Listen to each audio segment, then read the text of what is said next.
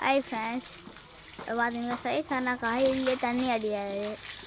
செவத்துக்கு தண்ணி அடி சொன்னால் ஒயின் ஷாப் போய் சரக்கு வாங்கி வந்து குடிக்கிறாரு. அதான் இப்படி சொல்கிறேன். சரி அதை விடுங்க, இது பார்ப்போம். பாருங்க, வீட்டுக்கு தண்ணி வச்சுக்கிறாராம். டீப்பாக இருக்குமாங்க இது சொல்கிறாரு. அங்கே ஃபஸ்ட்டு இங்கே இதுதான்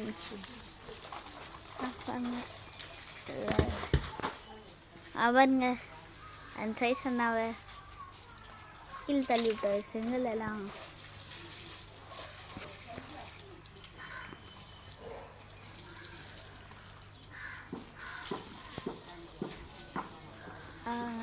எங்கேயோ விட்றாரு செவத்துல சொன்னான்.